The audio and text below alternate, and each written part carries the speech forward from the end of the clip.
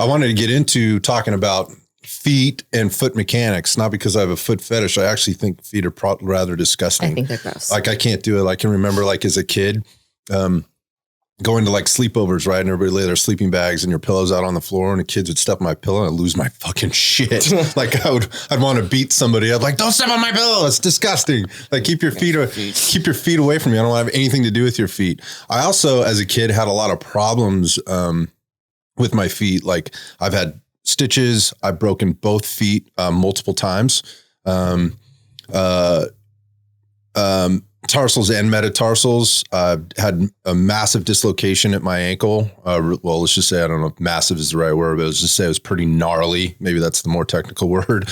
Really gnarly dislocation. I've heard it playing sports. These are all acute traumas. But I also had some other issues with my feet as a kid. And I just I used to run around barefoot all the time. We'd go out inside and play, and we would pick up, we had this creek near us, whatever, we go down and play. And I was like really allergic to poison oak and things like that. So anytime, like if most people get it on a scale of 1 to 5, there's like, I have the propensity to get a level 10 of whatever kind of a skin irritation it was. So I'd always get the stuff. So I'd wind up with I know. I have sensitive skin. So I'd wind up in the doctor's office and they'd look at shit and then just be like, I have no idea what that is, man. But here's some antibiotics, here's some cream and whatever. But I remember having plantar warts as a kid and having to have those removed and that being very painful. So just a lot of things about feet that, like, you guys are looking at me like, fuck, I never knew any of that. But because you just don't talk about it. So I want to talk about feet, right? And I want to talk about foot mechanics and from a practical perspective, because I don't think a lot of people take this into account when they think about their fitness program, just their general health and wellness as well. And, you know, things that people will be really familiar with or probably have had some exposure to are some level of back pain. So many people have back pain and they go straight to the back. That's usually a symptom or it's become a problem because of some other mechanical issue. And a lot of times we can go down to the feet. And that's what we do here, you know, from an assessment perspective, is we kind of work our way, you know, from the floor to the top. And so I wanted to get into it. Some people may find this interesting and some people may find it weird, but my hope is by the end of this podcast, we get people to think a little bit differently about how they handle their workouts, but more specifically how they handle their footwear as it relates to their activities of daily living, as well as things that they do inside the gym to stay active and things outside the gym. Because I'll just put it out there right now. I have different footwear for different activities. You should. Yeah. Mm-hmm. And that's it. You probably should, depending on what those activities are. So it's a little bit about feet. But it's a little bit about anatomy and stuff. We'll talk a little bit about this to give some people some perspective. But then it's also about, okay, how do you do a better job at taking care of your feet? And here's something to think about as we go in.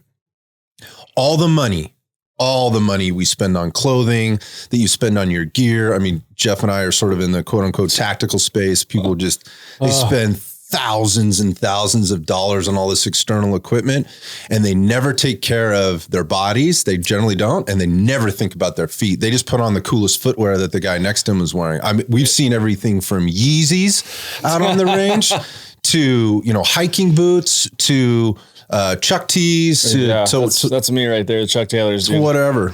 So we're going to talk about footwear too. Yep. Yeah. So I'm going to just back off a second. Cece, let's just walk through some of the interesting facts about like foot anatomy. Mm-hmm. Okay. So some interesting facts about the foot. There are 26 bones in the foot. Mm-hmm. There are 30 joints in the foot.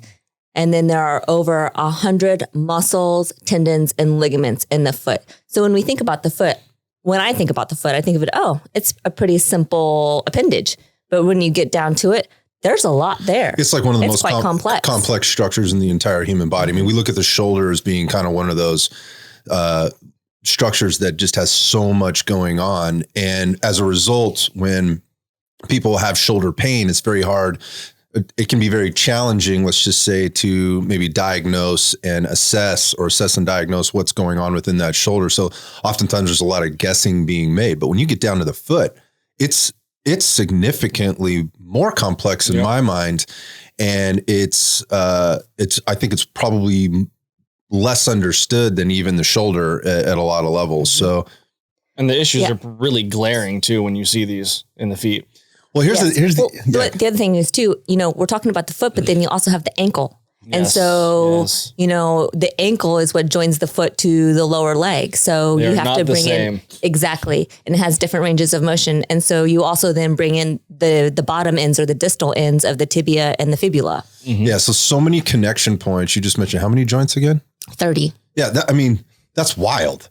I mean, if you compared all the joints in the body, and those would be the ones that people, the hip, the shoulder, things like that. Like, I'd be challenged. I bet they couldn't come up with half that many joints if they just started counting on their body right now. So anyway, but yeah, so you have the ankle complex, which I already, kind of said mine. I have one that's just completely jacked up, and assessing what's the issue. Is it the foot or is it the ankle? Yep. Right. And then understanding that whatever is above the next joint is going to be impacted by the joint that's below it. Right. So whether that's an instability, whether that's strength, whether that's weakness, whatever the case, everything up the chain is impacted. And the body is just this amazing machine, right, that will compensate. It will figure out the path of least resistance. So if you've got, say, poor ankle mechanics at your right ankle, your foot below that is going to adapt to that. And then your knee above that is going to adapt to that. So you just mentioned 30 joints in the foot alone. So if one joint's adapting one way, that means another one has to adapt another way, and then another one another way as it moves distally or away from the center, right? That's what that Cece mentioned the word distal earlier. Now think about above the ankle now. So you got poor ankle mechanics, that goes to the knee. So now the knee has to function differently to make up for what the ankle isn't doing correctly, right? And then, or optimally, let's just say optimally.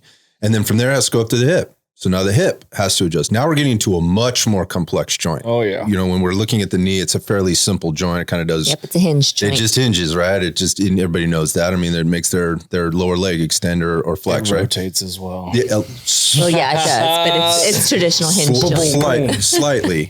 We don't want it to be too much. The problem is people have weak knees and stability, and then they wind up tearing things in there. It goes up to the hip, which is a much more complex joint.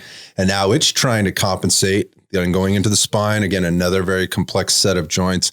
And you can see how this over time, if you're just kind of thinking about like, oh yeah, that makes a lot of sense. If it would be like, I've used this analogy maybe before, it's like a diving board on the edge of a pool. So if I have this diving board, it needs to be anchored. And let's say you got a little platform, right? And then the diving board extends out from the platform, which is anchored to the pool deck, right? And then over obviously the water. Well, that's what you want it over anyways. Hopefully. So you got these 4 bolts, let's just say, that are holding it to the deck, right? Well, if one of those bolts is loose, that means the other ones have to work harder to keep that board or that platform connected to the pool deck.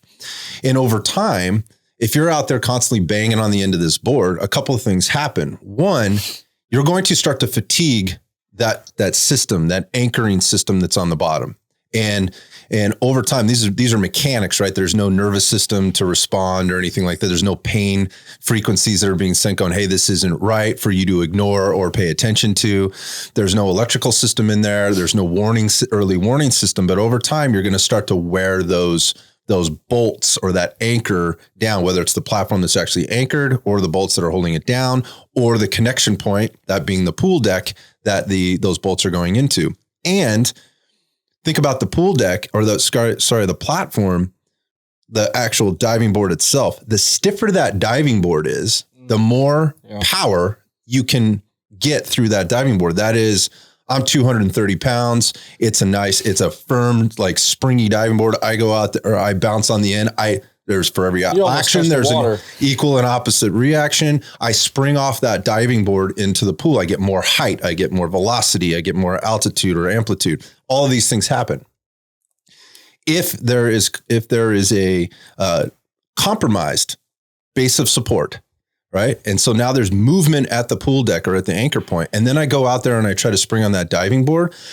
I don't get the same amount of spring. I don't get the same amount of force production. I don't get the same amount of altitude. I don't get the same amount of velocity. It is lost. That energy is lost through the system, right? So if I'm an athlete whether I'm a runner, whether I'm a power athlete, whether I'm an endurance athlete who's just trying to be more efficient. We've talked about that before. If my system is compromised, right, from a base level, and I don't have proper mechanics and everything's had to overcompensate up the chain, one, I'm just not going to perform at my best. Two, I'm setting myself up for probably some damage, some overuse issues, some fatigue.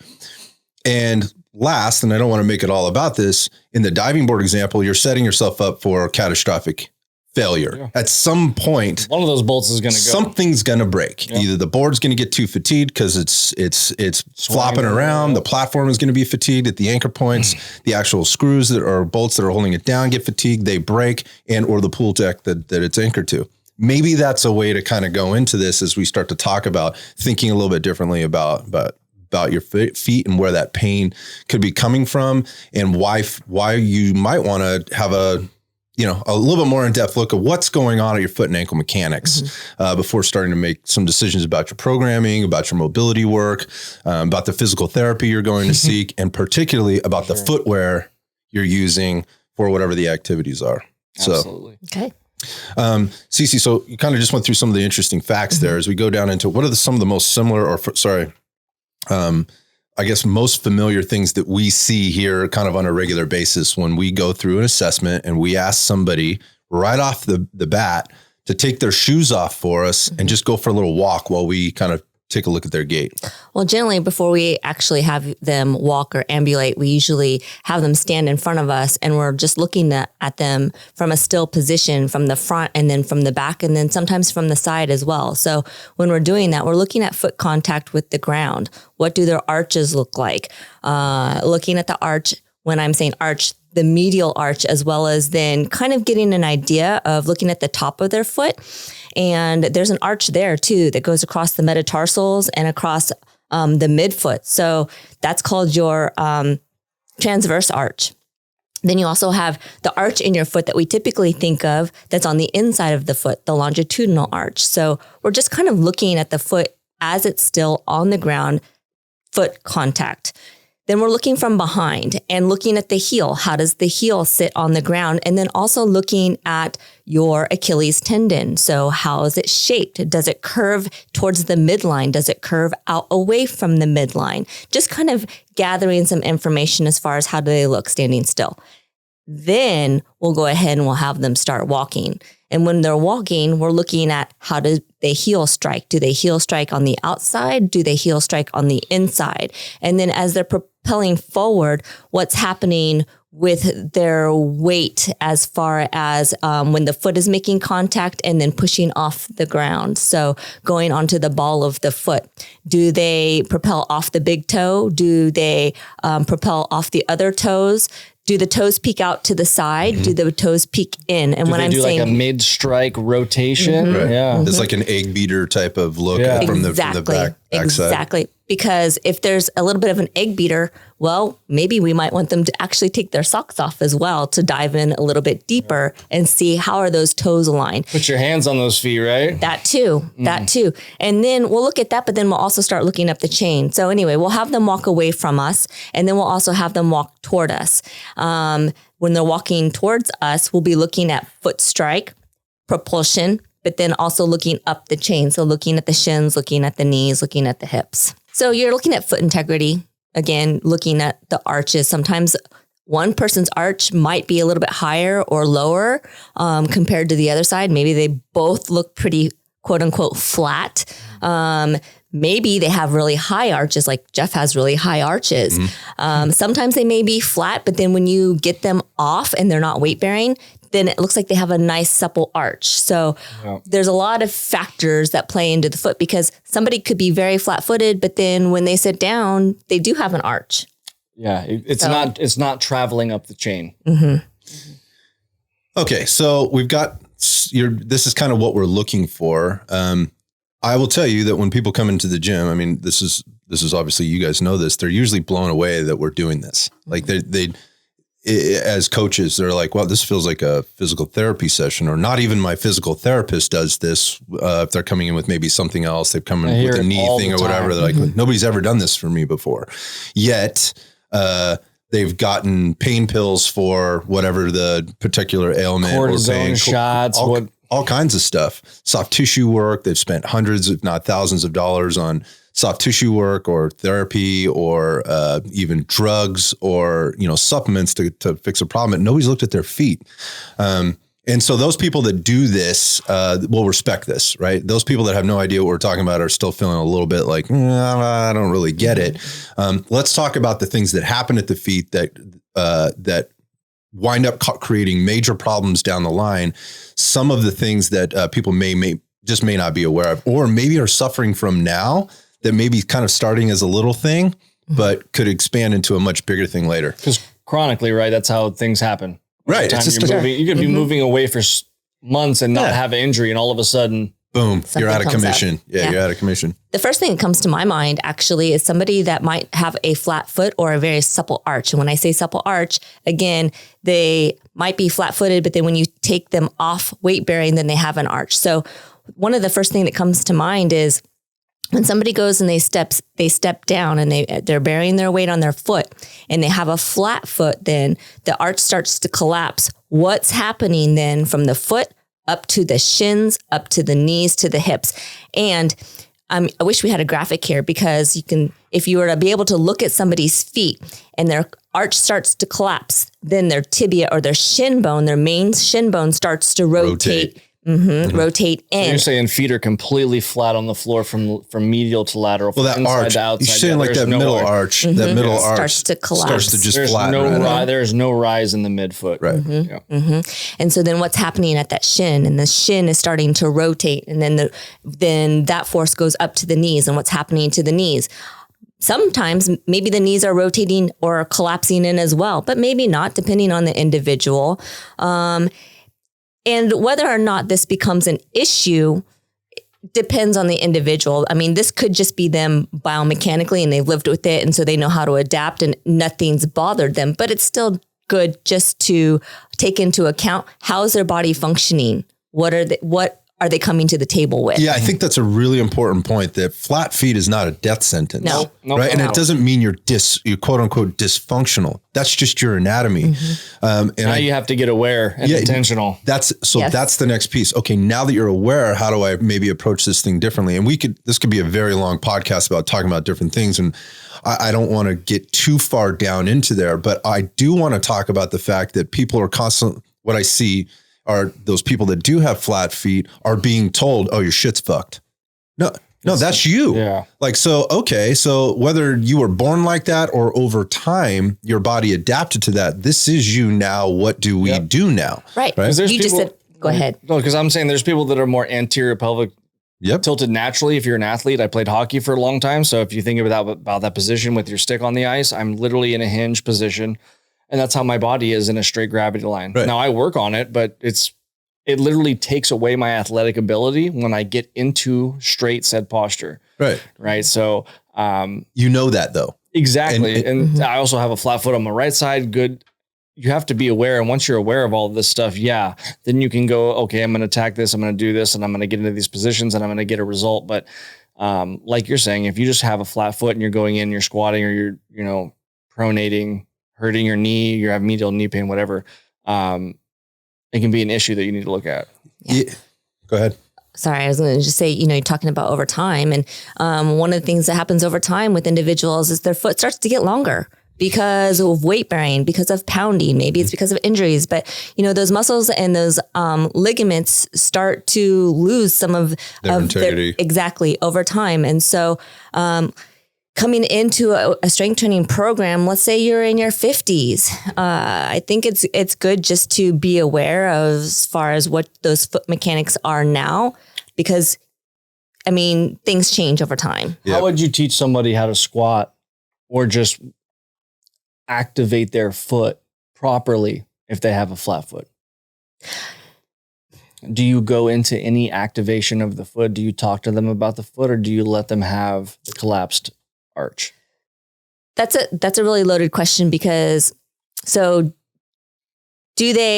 think it's important when you do talk to people about squatting, you do teach them how to be grounded Like a slight supination, you're like grounding. So grab through, which is hard sometimes through your shoes, but grabbing through your shoes and getting your feet to engage with the bottom of the shoe.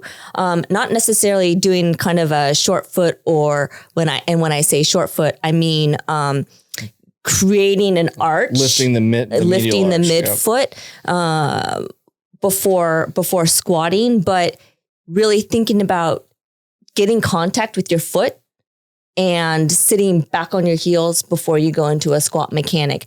Because the thing is, the shoes that people are wearing, that's going to impact the amount of contact that they have within their foot. Because some people we see come in and they're in these running shoes, which are very round on the bottom, and that's going to play with their balance and their ability to be able to get good contact with the ground. I think this is a good place to kind of segue a little bit here and come back to, because this is not, if people have been listening, they're starting to put the pieces together like, okay, she just talked about foot contact, right? And being able to engage with the floor. And she's talking about doing it through a shoe, but we talked about taking people's shoes off at the beginning to get some kind of an idea what they do shoes off, because anything that they're wearing on their feet after that is going to completely change everything, right? In general. So what kind of control do they have? How are they ambulating? Like, what are the mechanics look like with shoes off? And then we'll watch them with their shoes on. So how did that potentially change things? The other thing that we'll do, and so coming back to the shoes piece, is we'll actually take a look at their shoes. So we'll take their shoes off, and man, I got to tell you, some of the shoes that people come in with, I'm just blown away by. Like some of the first questions, like, how long have you had these fucking things? Usually 3 years. Yes. That's usually the number I get is 3, which is insanity to me. And right? the number of changing out that they tell you to do with sole wise, I think it's 3 to 4 months based on what they're manufacturing right now. That's insanity. Yeah, it's ridiculous. It's hard for us. Like, you're going to spend 100 and something on shoes, and every 3 to 4 months you need to change them out. Yeah, so I think there's a lack of awareness piece, like, of what's going on with their shoes. Like, this is just what I do. It's my dirty pair of shoes. Some people, just might not know. It's a fashion thing. Like, they're coming in, well, these are the shoes that everybody's wearing, and these are the ones that seem popular. And, I got 5 different pair of workout shoes and whatever. I've been there, but they were all exactly the same pair of shoes. Well, theoretically, they're exactly the same pair of shoes. We can talk about that, but they're the same model, right? They're just different colors and whatever. One was for lifting. One was like, but it was like, they were just, I'll just start dropping some brands. One of which I have a big problem with, and that's Nike, because I started a long time ago with the Nike Metcon. So let's go. Let me back up for a second. So let's go back to watching somebody walk without shoes on to somebody walk with shoes on, engage the floor without shoes, engage the floor with shoes, and teach them how to work through different movement patterns or mechanics, right? And Jeff, you asked about the squat. I think that's a good one because a lot of people can relate to that one. But before we get there, here's some common foot problems that we see. And some of this stuff winds up being kind of seasonal for us. So maybe you're out there and you're listening, you're going, that's me. One is, as soon as the weather starts getting warmer, right, during the year, after we're coming out of the winter or whatever, things start warming up. A couple of things start happening. One, it's generally when people are like, shit, I got to get back into shape. I've gotten fat through the winter, like I've been less active. Or part of that is like, this is great. It's getting warmer. I want to be outside more. So I'm going to go hike. I'm going to start my running program, right? I'm going to start upping my mileage in my own running program or whatever. So they pull out that old pair of shoes, they get out there and they do their thing, right?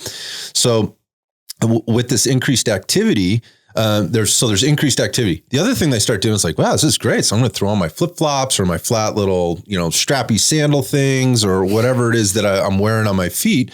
And those things generally don't have nearly the same level of support as most of the shoes that people are wearing. That's not always the case, but it is. And so we start seeing some very common things. One of the first things that we start hearing about is I've got plantar fasciitis. People are talking about plantar fasciitis. So CC, go back to what's happening with that arch flattening, right? And through that midfoot arch and what they're feeling and what's going on, because I think making a connection there will help people understand when we start talking about shoes and how to care for themselves better. This might be helpful for them.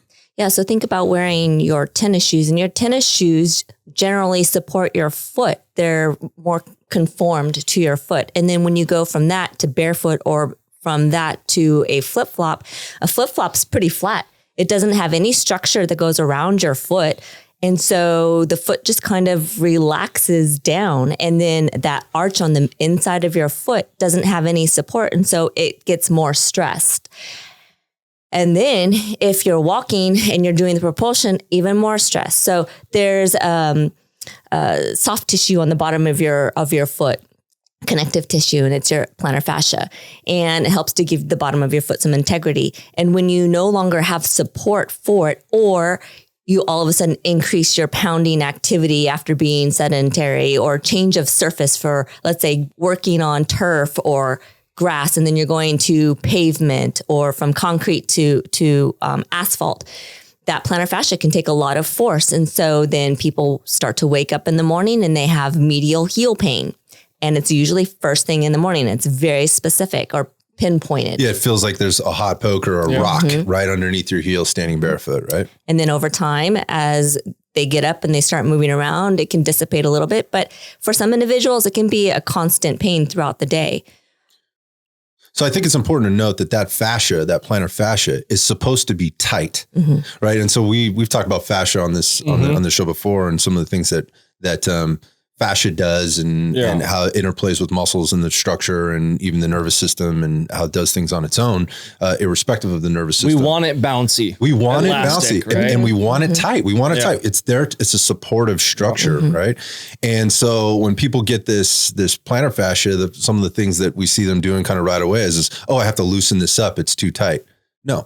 The reason you're putting this force on it, it's stretching it beyond where it's comfortable going, because two reasons. One, it needs support, and you get that in one of two ways. You can either put it in a shoe, right, that supports it in a way that doesn't put it on stress like that, or you can strengthen the muscles through there. And you mentioned how many muscles are in there? Over 100. Over 100 right? muscles and in the tendons foot. And ligaments. Right, in the foot. So you can strengthen that area and improve the integrity and strength of the surrounding joints and muscles, so that it isn't flattening and taking that force. Or you can do both. Right. And if you're that person that's constantly had these chronic issues over time, you're going to need to do both. Like, this is probably not something that's just going to be fixed with some exercise, some therapy, and maybe some soft tissue work or whatever. This is something you're going to need to live with and be aware of. So making the right footwear choices and maybe warm up procedures, activation procedures. How do you walk? Yeah. Date, like just everything. Changing up, your approach to things is going to be really important. So plantar fasciitis is one of those things you mentioned. Usually starts that little irritation in the bottom of the heel, and then it can get really gnarly and really nasty as it stretches through the midfoot, and it can be debilitating. What else? I think of medial tibial stress syndrome, or sometimes people call it shin splints. Shin splints. Shin splints is just a garbage can term for lower leg pain. So it could be anything from, there's a tendon on the inside of your ankle that goes in behind your calf, your posterior tibialis. It could be your anterior tibialis, which is the tendon on the front of your foot that goes up your shin. If you pull your toes up towards you, you can usually see right along the line of your big toe, a tendon that pops out, your anterior tibialis. Mine's point tender almost all the time. Almost all. Like, I can take my thumb and dig that in there and go, ooh. Like, it just lights right up. Most people have really weak anterior tibialis. Yeah. They just don't have great dorsiflexion, and that's what that muscle helps assist. But we see it all the time, right? And that's why that tissue on the backside becomes so tight. It doesn't ever get a stretch, or it doesn't ever get a nice positive reaction from tension. Right. And then when they go, again, it's just going back to the activity level. It's a beautiful day outside. Let's go hiking. Let's go hiking. This seems like a really appropriate activity. And for most people, it is. But they're usually going to go, like, if you go hiking around here, this is the concrete jungle, right? So if you go hiking around here, you're hitting the foothills. And what happens? You're not even out of the parking lot before you're boom. It's like straight up. Everything's going straight up. Well, what goes up must come down. Right. And so it's not the uphill that kills them. It's the down, but they don't realize it. Yeah, they don't realize it's actually the downhill and the deceleration of that action. Go back to running, you runners, right? And when you start to up your mileage, and you start to hit the trail, and you start to feel that anterior shin pain, that is because of the deceleration, likely due to the deceleration that you're having to do in this new environment, which could be avoided if you did a little pre-training, making sure you're balanced. I love the deceleration part of hiking. I love it. It's great. It's great for people. I will run down it. Yeah. I'll go up all day. Yeah. I hate it. Cece's osteoarthritis, on the knees is a little bit of a thing. I took her out hiking a little while ago, and it was like, give her a piggyback. Well, let's be fair. It was shortly after some very specific joint therapy that had been done, and so it was probably a little soon. But God, like the downhill was just crushing. I was like, I felt really bad. Like we were out there, and I was like, we only got 5 more miles. He's like, 5 more miles to go. I have my little hiking poles. But the point of that is people start to up their activity when the weather starts to get nicer, or they're trying a new activity, and the next thing you know, they're debilitated, right? Then they go to their general practitioner and going, hey, I'm having this pain. So let's talk about kind of what some of the treatments end up being for this stuff that people wind up with. Again, plantar fasciitis, Achilles tendonitis can be part of this, or which can be like a tendinopathy, and then all this anterior shin pain, which people refer to as shin splints. I learned about that as a kid in the summer, going through like double days in football, and the practice field was getting watered constantly. It was hot. Like it's always August, right? So we were doing double days. The practice field was always hot, or was always getting watered. So it was soft. And we had like these 3/4 inch spikes on the bottom of our shoes, like in our shoes. And so we go from there. And then the second week they were moving us up to the playing field, which was not watered as heavily. It was very fucking dry, like really dry and hard as a rock. And within like hours, everybody out there was just jacked because the surface changed. We didn't have good support. We were 3/4 inch spikes up off this hard surface, and the plantar fasciitis, the Achilles stuff, and the anterior tib stuff started showing up right away. And then all of a sudden, everybody's in the training room getting taped in the whirlpool, getting some soft tissue, whatever else. Yeah. Well, I'm thinking about your shoes for football. Were your feet crammed into them too? Totally. Yeah. Totally crammed into. When you're younger, when I grew up, they had them way smaller than they needed to be. Yeah. So you're all laced up and you're laced up tight. And so there's nowhere for you to go, particularly on the hard surface, which is less forgiving, obviously, than the softer surface presents its own set of challenges. Anyway, so you wind up with this pain. And so what typically happens? What do we typically hear is happen when people go, dude, I've had this foot problem for a long time and it won't go away. Why? It's oftentimes because it hasn't been treated correctly. Exactly. What's the common shit that we hear? Well, I was going to say this. You might be thinking of something different, but a lot of times they'll come and say, yeah, so my doctor says I'm not supposed to start a workout program, or my doctor says that I'm supposed to stop. Stop. Like, and it drives me crazy. Yeah, so stop doing all activity. That's your answer. Well, there are so many reasons why that is a fucked up response, and why I get so fired up about it. Heated. Heated. You remember when one of my clients went back to their doctor, and the doctor was like, dude, why is your, I can't imagine you have this much, he got a full shoulder replacement. Yeah. And so the doctor's like, how do you have all this range? And he didn't tell him what he should have, but from day one, we went manual manipulation and started putting tension through it. Yeah.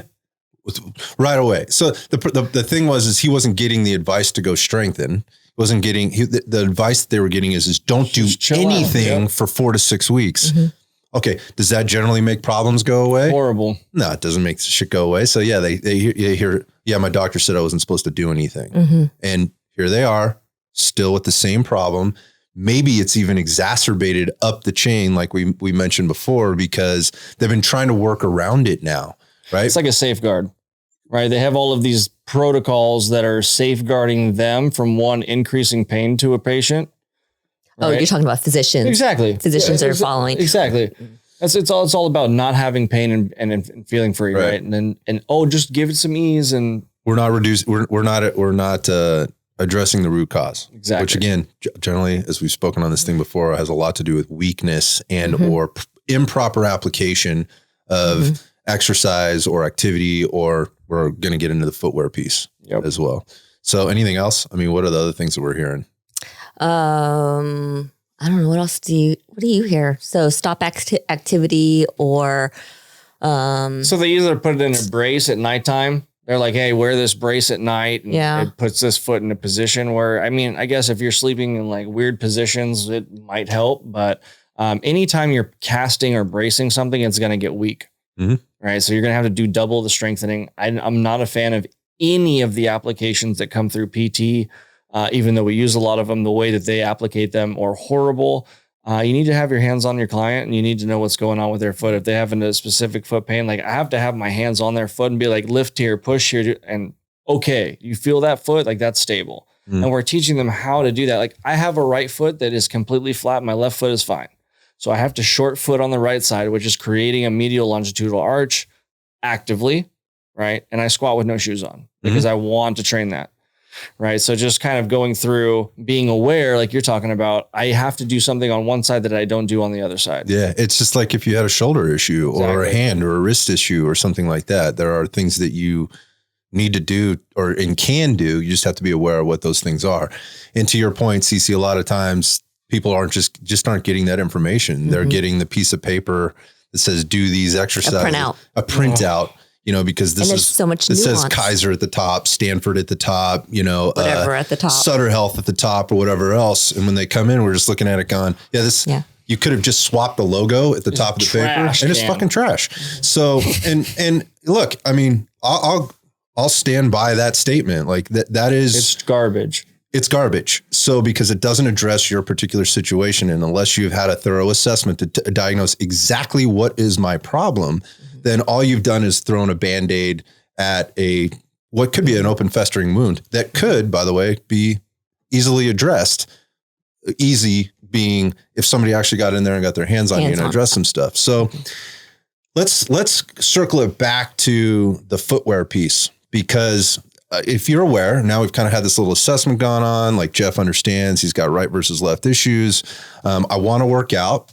I think the first thing when we talk about footwear is go back to awareness. Like, what am I going to do in it? Like, what is my goal?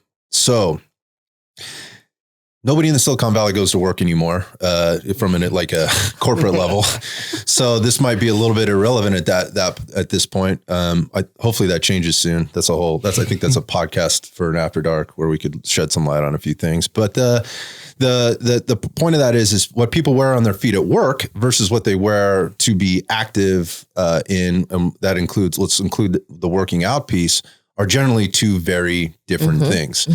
Fashion is always going to play a part into this, and people are generally always going to be, well, I have to wear those kinds of shoes. Fashion over function every time. So, so we'll see people cramming themselves into shoes that are completely inappropriate for.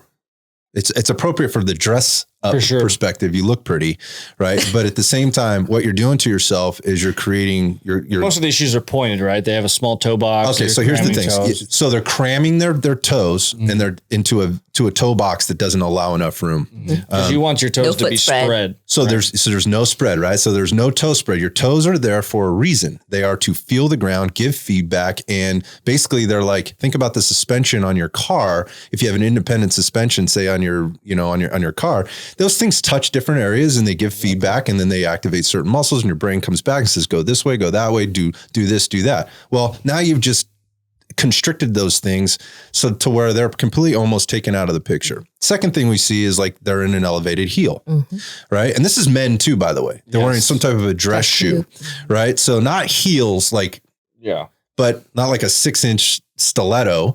I know Jeff, we talked about this on Fridays with the sundresses. Listen, man, I'd like to show my arms and my caps off. They look really good in stilettos. Sometimes my caps pop is what I'm wearing. This goes back away. So Jeff just got a sundress thing, but only on Fridays. No, but they come with an elevated heel. So whenever you put yourself in that kind of a position, what you've done is you've shortened some things and you've lengthened some things. So go back to the anterior tib. Well, you've lengthened that system and in effect weakened it, right? But on the backside, think about your calves, your soleus and things like that. You've shortened those things because now you're in an elevated heel. You're basically in a calf raise, right? You're in a calf raise, right? And pressure points too. So you're no longer evenly distributing your weight throughout your foot. You're putting it on the ball of your foot. Literally, straight on the ball of the foot. So there's another side to this too, and it's the flats.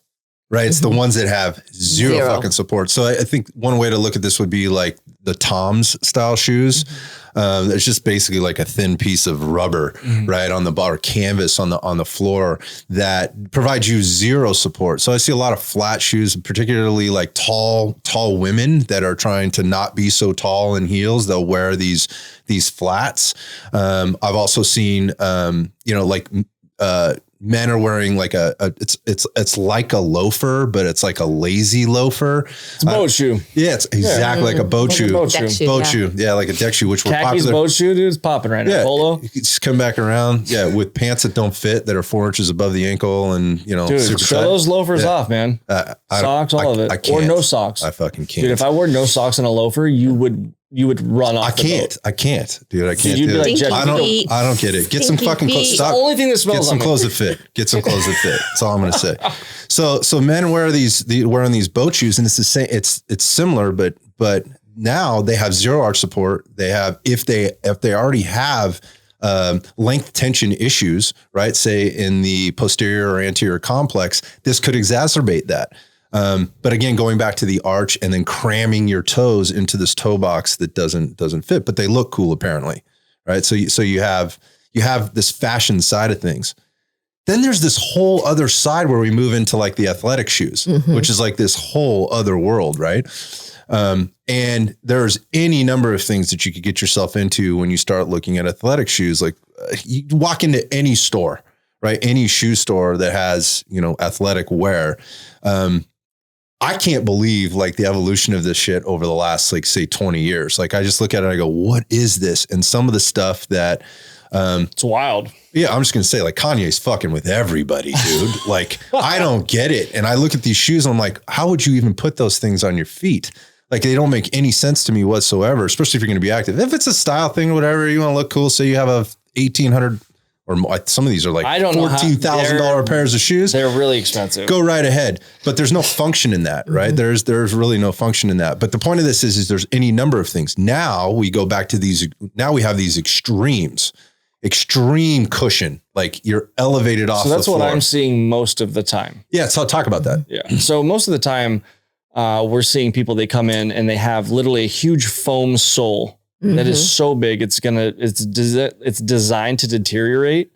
And then over time, I've actually seen one, so I'm pretty sure it's Adidas. You could stick your finger between where your foot goes and where the sole is. Yeah, it's wild. So they're all in an anterior pelvic tilt because they're loading their balls. It's a running shoe. So it's putting you into a running position. Like I'm forward falling and like just standing. This is how the posture I'm going to be in. So it's going to cause an anterior pelvic tilt. That's going to travel up the chain, right? We're going to be in a slight hinge or, Instagram girl booty, if you will.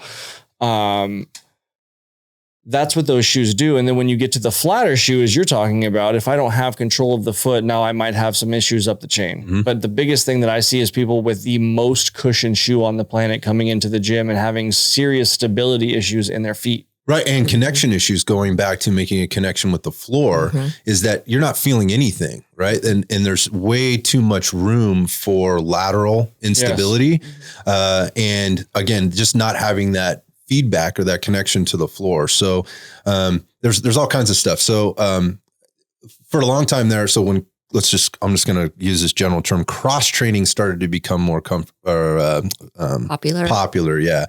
We started to see companies jump on board with that. Right. So, I'm going to use CrossFit as the example. And this is going to be one of those things where I love CrossFit for what they've done in terms of driven innovation, because CrossFit was this, all of a sudden that came on the scene. People were going nuts about it. They're going, wow, there's all these different modalities that I put into my training program to kind of be ready for whatever the CrossFit games might throw at me. And that means at any given time, I might need to Olympic lift. I might need to jump. I might need to do some type of calisthenic. I might have to run, right? I might have to, there's all different things that I need to do. So what ended up happening was like this evolution of the cross training shoe. Cross training shoe used to look much different than it does now. I feel like it's better.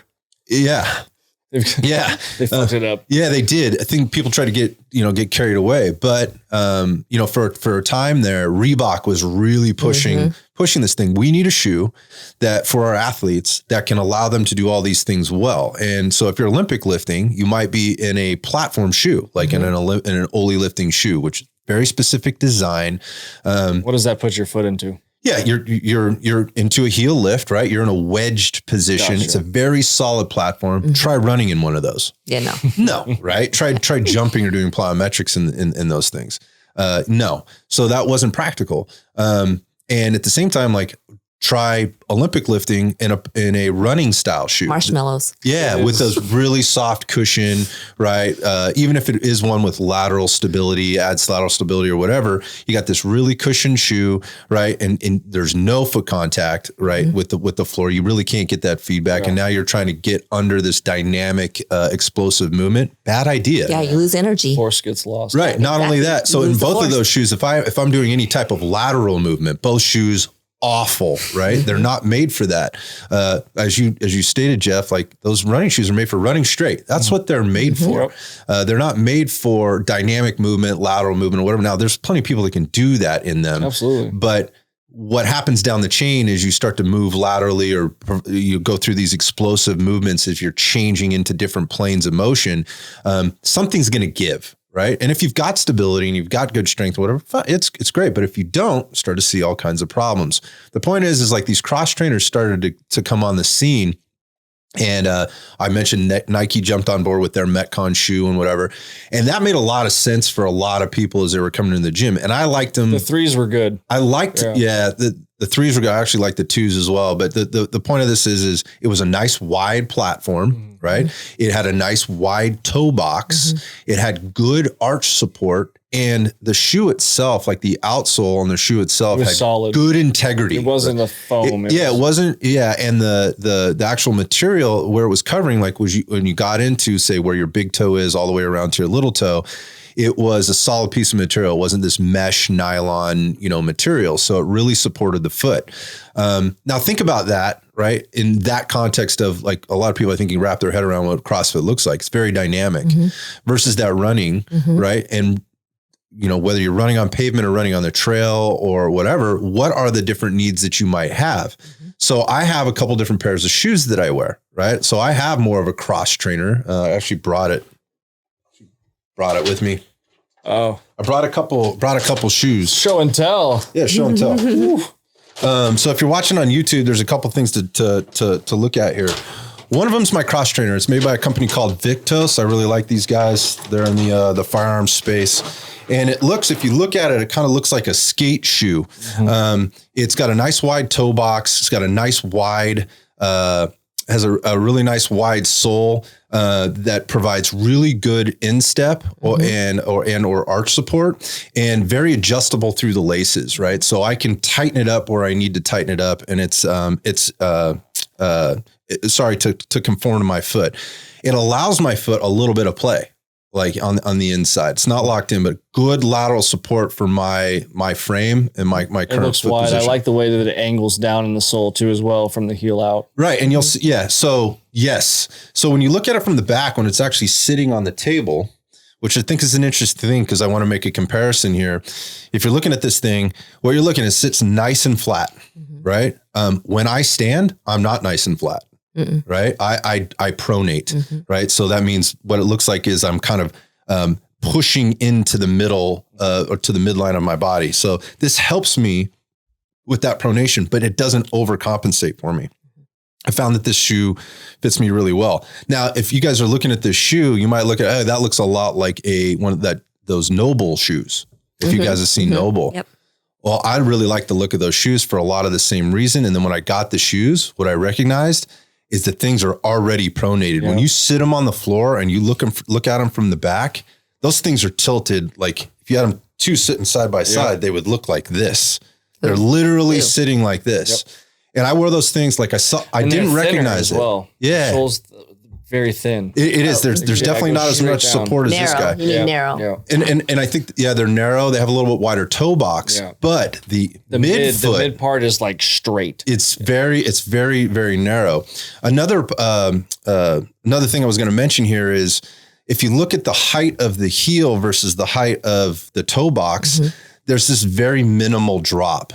So versus looking at this running shoe, you can see there's more of a drop. Now this is a Hoka. A lot of people may know that brand. This is the first time I've actually worn this brand, and I've kind of liked them so far. I've only had them for about a month, but you can see how much higher the heel is in the back than it is in the front. Now that can be deceiving on some shoes, by the way. Like sometimes you might sit down a little lower than what, like you're sitting actually into like a heel cup. So the point of that is like I'm on a downward slope, which puts me into a good running position, right? And I am a heel striker when I run. So that provides me extra cushion when I do strike the ground, but I'm not.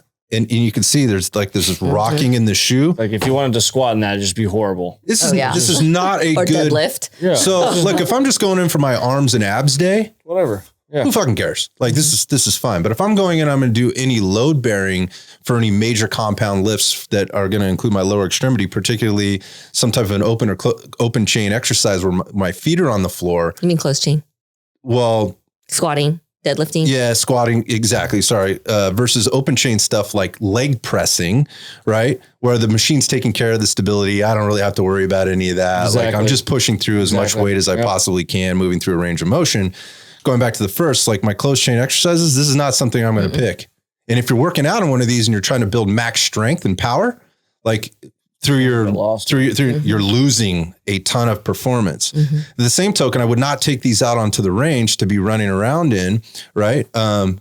Number one, gravel, it's loose out there, whatever else. This provides very little lateral stability versus this type of shoe. And I have this same shoe in a high top version. So it gives me a little bit more lateral stability. It's a little bit more material up around the top and midfoot. But the point of this is I wouldn't take this out to do anything where I'm going to be moving dynamically right to left, right? Or just side to side. It doesn't provide, if you look at the bottom, while this is a little wider and I bought this shoe on purpose, not all of these are created equal. And if you look at the shoes that you may be purchasing, that's something important to take a look at. If you're just running a straight line on pavement, great. Well, the other thing about that running shoe too, that I don't particularly like when it comes to lateral movements is your running shoes are generally going to be a little bit wider right here around the toe box. So if you start doing lateral motion and you happen to catch that edge, you're going to go right over. Yep. There goes your ankle. I mean, yeah, you can see the difference in those toe boxes and just kind of where they sit on the ground. This one's sitting so much higher. Obviously, my toes are not touching the ground in that. No. This is literally made to ride into this position, propel you forward each time and propel me forward. Such a good like picture too, because people are like, well, yeah, it's a running shoe, it's a lifting shoe. What's the difference? Like you can literally just ride in that toe. Right. Yeah. So barbell back squat in this one versus barbell back squat in that one, right? How much more contact do you have? And how much more feedback am I going to get through both the floor, then into my toes, into my feet, all the way up the chain and then back down. And then again, what I mentioned before is I picked the shoe because I've worn tons of these. I've gone through many, many pairs. Going back to what you were saying, Jeff, like this running shoe is not going to last me more than a couple months. This compound you can see is already getting squishy and starting to break down. I've only had it a month. Like, would you take a dumbbell and just leave it laying on that foam? No, hell no. Exactly. So that's what we're like. Yeah. Daily. That's what we're doing. So I'm picking different, again, the point is I'm picking different shoes or footwear based on what is my anatomy doing? Right. And B, what is my use case? Yeah, what am I going to be doing in this particular shoe? And then C, obviously there's a longevity piece for me, and there's a quality and things in terms of construction that I'm looking for specific for my needs. And those are all very personal things. So, with all the shoes that are out there, stop drifting to what you're seeing being, the most popular one out there if you're looking to improve your performance or whatever. But I want to and avoid pain and get sort of the best or the most bang for your buck in the shoe that you're buying. What I want to talk about is like, when's it appropriate to work out barefoot? Because I see a lot of this in the gym. Oh yeah. So let's talk about it in the context of everything that we've just mentioned, from mechanics to performance to all the different things that people might be kind of struggling or dealing with. When's it appropriate to work out barefoot? Cece, when do you think it's appropriate to work out barefoot? Why are you going to me? I was going to ask you, Jeff, because I think it's really loaded. I know. Sometimes I do too. I don't know whether I should be, but I do. Listen, I'm going to tell you right now, I work out barefoot all the time. One, because if I don't have the mobility to get into dorsiflexion and all these things, I think that is garbage. And that's just the way that I program and I see fitness. Now, if you're someone that doesn't have the time to work on mobility and you're an Olympic lifter and you need to get in that position, you wear a heel, whatever, you wear your squatting shoes and that helps you get into that position because you don't have dorsiflexion, it's fine. It's whatever you want to do. But for me, I want to squat barefooted. I can squat ass to grass barefooted. It's not an issue. But like we were talking about, left foot versus right foot, when I'm out of my shoe, I need to be super aware of what I'm doing and how I'm activating that foot and going through the squat. Well, whether you're in the shoe or not in the shoe, you should be there. But I understand what you're saying. You have a high level of awareness of what's going on, barefoot or not barefoot. And so you can handle a high amount of load, a high amount of complexity without your shoes on. Exactly. But that's and not I think you're an exception. That is, that's where I was going with that. That's not everybody. Not the normal case. I'm literally a nerd and I freak out on like foot stuff and I sit at home and I short foot and I grab things with it, like trying to marble with my foot. Really, dexterity. Yeah. I have no life. So I'm just like working on dexterity of my feet. So it's not just because you can doesn't mean you should. Exactly. No. And so I think it's like many things is the answer to the question is it depends. It depends. But you should not feel like that you need to do that. You don't have to do that. You can never work out barefoot and get great gains, great performance gains. Let's be honest. You don't have to do that. But if you're somebody that is really working on all the details and the fundamentals and you have time and the knowledge to do that, then it might be very appropriate for you to be working out barefoot or get on the platform barefoot to do your squats and your deadlifts. Where I start seeing it becoming a problem is people that are like, I want to be cool. This is a trend. This is a trend and this is where I'm going. And it looks like it ends up becoming very problematic. And all the things that we've already talked about start to rear their ugly head. On top of they're putting the cart before the horse, right? They're getting up there and it's kind of an ego, trendy thing to do. And let's lift as much weight off the platform as we can. Is this a shaky deadlift? Deadlifting is where I see it happening a lot. Yeah. Like I never see people on bench press day or chest day, right? At the gym with no shoes on. Why not? Oh, I have in the box gym that we used to go to. I don't see people doing that. Like I'm going in to work my arms today. Do I go barefoot? No, I only do it when I do deadlifts or maybe some squatting. Why? Like if you're working out barefoot, work out barefoot. Right? I don't see that happening. I know you do. Yeah. I do on occasion.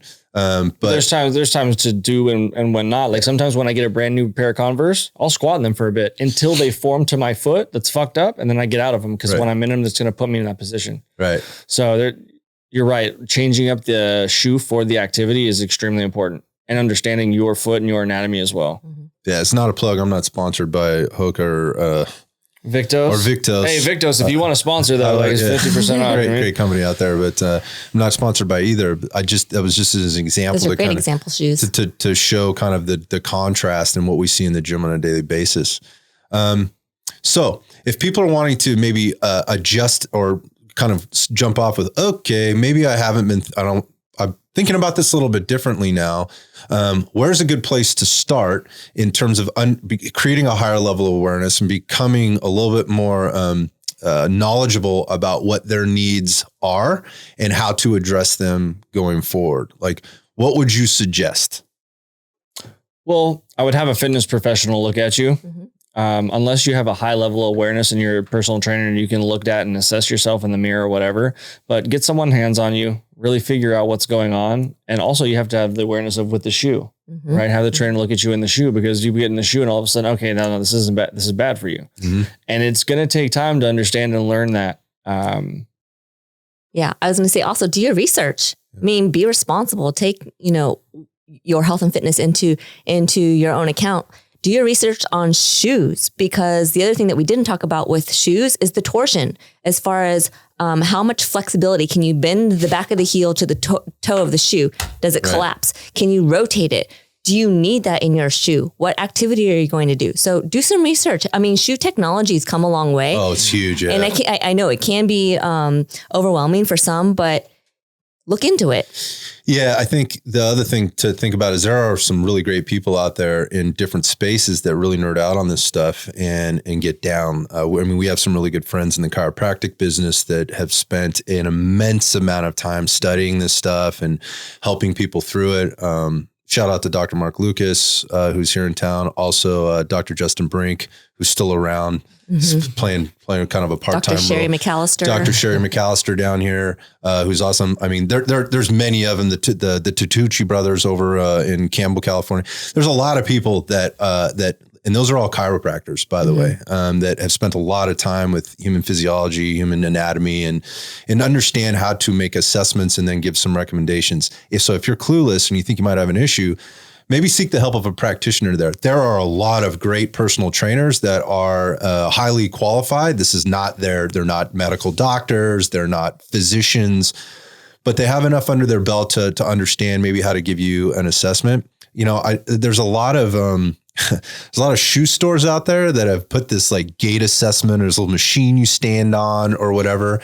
You know, one of the things we didn't talk about today was orthotics. I actually think that's a conversation for a different time. I would like to get into, because if you listen to this and you have orthotics, you're going, well, whoa, where does this play in?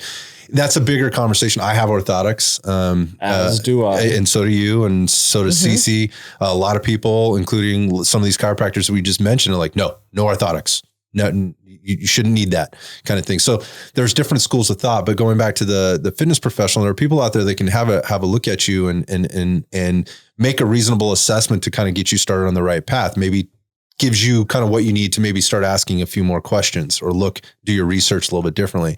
Whereas going back to the retail stores, like you'll go in and you'll see they have a treadmill or they have this little machine you can stand on, or they have the attendant there. Someone is like, hey, we'll do a gait assessment on you and we'll tell you what kind of shoe you need to wear. I would please approach that with a high level of caution, and buyer beware. Those people are in the business of selling you shit. And that's great. And I have no problem with that. Just be careful about buying a shoe to compensate for the things that you may or may not have that they're effectively assessing there, because that could be exacerbating your problem. I mean, like you need to get in a shoe that's supportive and is helping you through your activity and whatever else, but that's part of the whole. We already talked about this. There's strengths, there's weaknesses. It's lazy, right? If I'm pronating and the shoe's going to put me into a supination, I'm not doing anything. Right. I'm having a passive modality into that position. And if it's pronating you, right, or you've been supinating or vice versa, eventually, and we were just talking about that, the shoe's going to break down. Yep. Right. You're going to wear the shoe out. Absolutely. Right. The shoe is no match for you over time, and wearing that shoe for 3 years might've been great in the first 3 weeks to 3 months. But after 3 years, it's trash. Exactly. That is garbage. You throw that shoe away and you move on to the next one. If you have to throw it in the washer and dryer to clean this thing, like it's been too long. Here's some advice I would give people before we wrap up here. And that is like one of the things I've done. It took me a long time. My feet have changed over the years, and because of the activity that I'm involved in, now versus where I was, the weight, that my body carries now than it used to. If you find a really good pair of shoes and you figured it out, and buy several pairs of shoes at one time, of the same shoe. Mm-hmm. And so I keep them in my closet. And so when I wear the shoes out, I just pull the new set out and I throw them on.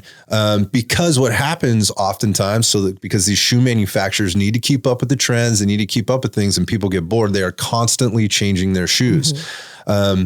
And I'm going to go back to my Nike example. They ruined my fucking feet because I wore those Metcons, and over time they kept changing the shoe, and I would buy multiple pairs. And then eventually I was like, my feet are fucked. Like they hurt constantly. What is going on from them? Yeah. That was part of the problem for me. When they went to the running / the Metcon kind of like cross trainer. Yeah, there was a lot of stuff. They're constantly trying to innovate and change, and there's a style thing and fashion thing and whatever there. So if you find a good pair of shoes and you really like them, buy a few pair of them, put them on a credit card, pay them off over time, or whatever. Keep those things so you don't run into